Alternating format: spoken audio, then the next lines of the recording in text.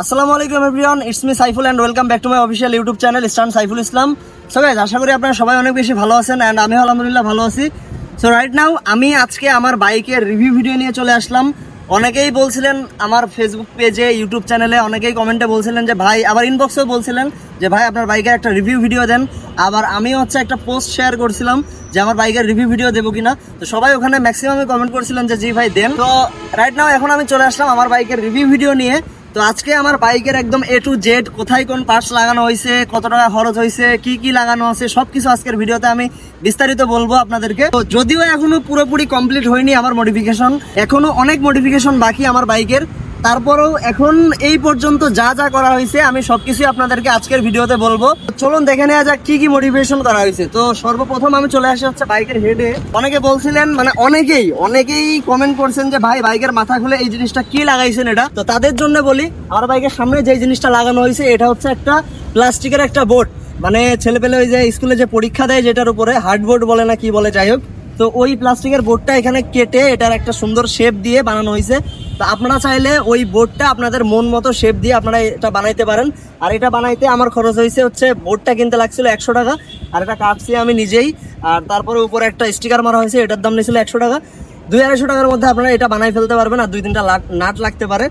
তো এই আর কি। এরপরে আমার বাইকের সামনে দুইটা HJG ফগ লাগানো হয়েছে, কারণ আমার কিন্তু হেডলাইটটা খোলা। হেডলাইট খুললে কিন্তু আপনাদেরকে এখানে ফগ লাইট লাগানো লাগবে।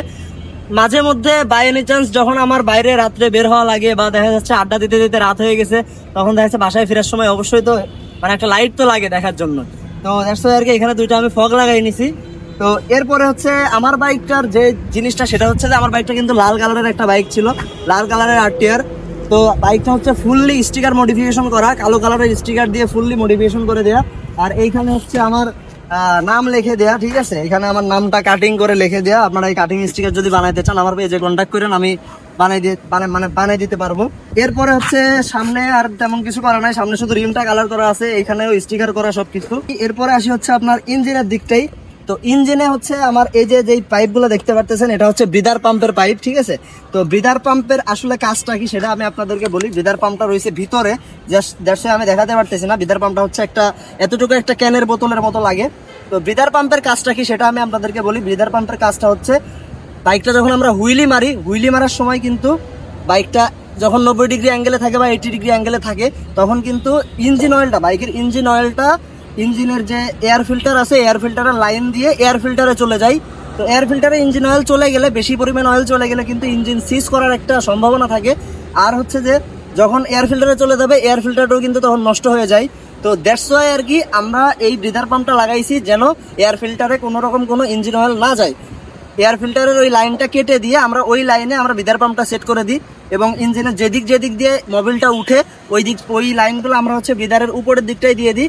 উপর দিয়ে ঢুকে আবার যে এই যে আপনার মোবিল যেদিক দিয়ে দেয়, ওই মোবিল দেওয়ার ওই লাইনটা এখানে দিয়ে দিছি। ব্রিদারের নিচ দিয়ে মানে উপর দিয়ে মোবিল ঢুকে নিচের লাইন দিয়ে এই দিক দিয়ে আবার ইঞ্জিনেই ব্যাক করে, ঠিক আছে।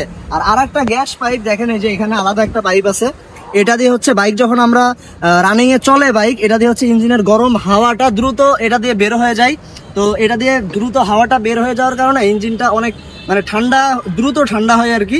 তো আমরা অনেক সময় প্র্যাকটিস করি, যখন হার্ড প্র্যাকটিস করি, যেমন আজকে শুক্রবার, আজকে সকালে অনেক প্র্যাকটিস করা হয়েছে। তো প্র্যাকটিসের টাইমে যখন ইঞ্জিনটা ওভারহিট হয়ে যায়, তখন কিন্তু ঠান্ডা হইতে অনেক বেশি টাইম লাগে। কিন্তু আমাদের এইটা লাগানোর কারণে, ব্রিদার পাম্পটা লাগানোর কারণে ইঞ্জিনের গরম হাওয়াটা দ্রুত বের হয়ে যায়, এবং ইঞ্জিনটা মানে তুলনামূলক অন্য বাইকের থেকে ঠান্ডা থাকে আর কি। এটা ব্রিদার পাম্পের কাজ। আর এই যে বড় যে জিনিসটা দেখতে পাচ্ছেন, এটাকে ক্র্যাশ গার্ড বলে।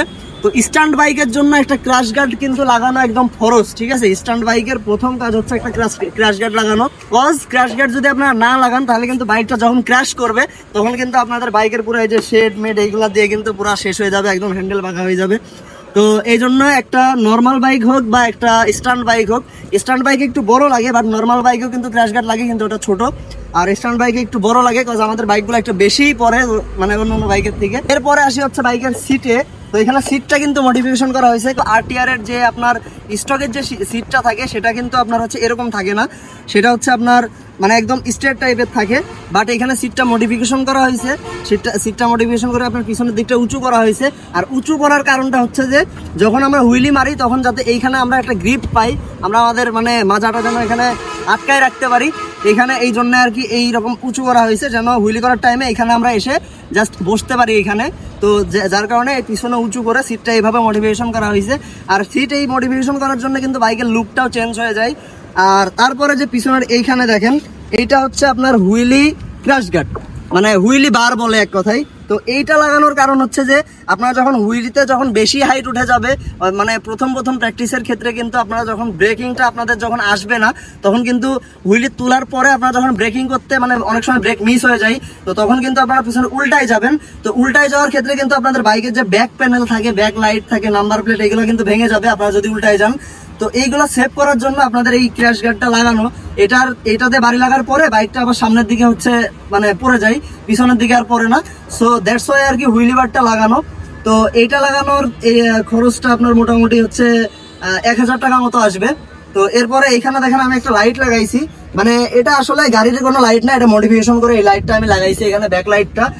কারণ ব্যাক লাইট কিন্তু লাগে যখন আমরা হাইওয়েতে রাইড করি, পিছন থেকে মানে বাইকটা যেন বুঝতে পারা যায় না ওইখানে একটা বাইক আছে, ওই কারণে কিন্তু আপনার ব্যাক লাইটটা দরকার হয়। তো এখানে আমি মডিফিকেশন করে আলাদা একটা আফটার মার্কেট একটা ব্যাক লাইট কিনে একটা লাগাই নিছি এখানে। তো আর এটা নাম্বার প্লেট আর না দেখায়, নাম্বার প্লেট এখানে ক্লাম দিয়ে আমি সেট করে দিছি। তো এরপরে এখানে দেখেন যে আমার হচ্ছে বাইকে একটা মানে হলার বলতে এখানে একটা এক্সস্ট ইনস্টল করা আছে। আর এই এক্সস্টটা হচ্ছে ইয়োশিমুরা জিপি ফোর্স। তো এই এক্সস্টটা আমার হচ্ছে খুবই মানে পার্সোনালি পছন্দ, কারণ এই এক্সস্টটা হচ্ছে আপনার তুলনামূলক অন্য এক্সস্টের থেকে সাউন্ডটা অনেক বেশি কিউট লাগে, মানে কানে লাগে না সাউন্ডটা। যখন আমি কিন্তু এটাতে ডিবি কিলার ইউজ করি, ডিবি কিলার ইউজ করার ক্ষেত্রে সাউন্ডটা অনেকটাই কম, ঠিক আছে, মানে সাউন্ডটা কানে লাগে না। আবার আমি নর্মালি একদম আরামে রাইড করতে পারি, কোনো সমস্যা হয় না। কিন্তু আপনার যে এসসি প্রজেক্টের যেগুলো আছে, এসসি প্রজেক্টের ওইগুলোতে অনেক বেশি লাউড সাউন্ড, বাট এটাতে সাউন্ডটা অত বেশি লাউড হয় না, খুবই সুইট একটা কিউট একটা সাউন্ড, যেটা আপনাদের কানে লাগে না, আমারও কানে লাগে না বাইক চালানোর সময়। তো যখন আর কি স্টান্ট শো এর টাইম থাকে তখন আমি হচ্ছে ডিবি কিলারটা খুলে দিই। ডিবি কিলারটা খুলে দেওয়ার ফলে তখন স্টান্ট শোতে দর্শকদের একটু মজা দেওয়ার জন্য, একটু আনন্দ দেওয়ার জন্য ডিবি কিলারটা খোলাই লাগে। তো স্টান্ট শোতে আপনার ডিবি কিলার না খুললে কিন্তু ভাইবস আসে না গাইস। তো কেউ যদি স্টান্ট শো করতে চান, স্টান্ট শো করাইতে চান, তাহলে ইনবক্সে নক দিতে পারেন। তো এই আর কি, আর তেমন আর কিছু নাই আমার বাইকে ইনস্টল করা। এখনো আমার সাবকেস ইনস্টল করা বাকি, আরো অন্যান্য অনেক জিনিস আছে যেগুলো ইনস্টল করতে হবে, আস্তে আস্তে করবো, কষ্ট টাকা নাই। ইউটিউব আমাকে এখনো টাকা দেয় নাই, ফেসবুকও টাকা দেয় নাই, তো এই কারণে আমি মোটিভেশন করতে পারতেছি না। এখনো পর্যন্ত যা করছি সবই নিজের জমানো টাকাই। আচ্ছা, এখানে আপনাদেরকে আরেকটা জিনিস দেখাই, সেটা হচ্ছে হ্যান্ডেল বার সেট আপ। তো এটা আর কি দেখাইতে ভুলে গেছি। RTR 250 কিন্তু আপনার হচ্ছে এখানে 3 পার্ট হ্যান্ডেল বার থাকে, মানে কাটা হ্যান্ডেল আর কি যেটা, সেটা থাকে। বাট এইখানে আমার হচ্ছে পাইপ হ্যান্ডেল বার লাগানো। এই হ্যান্ডেল বার লাগানোর রিজনটা হচ্ছে যে পাইপ হ্যান্ডেল বার না লাগালে কিন্তু স্ট্যান্ড ভালো মতো হয় না, হ্যান্ডেলটা একটু উঁচা করা লাগে স্ট্যান্ডের ক্ষেত্রে। তো এখানে দেখেন দুইটা বুশ বা হচ্ছে মানে কি বলবো, এখানে হ্যাঁ বুশই বলে এটাকে। তো এখানে দুইটা হ্যান্ডেলের জন্য দুইটা বুশ এখানে লাগানো হয়েছে। এই দুইটার দাম মেবি 700 টাকা।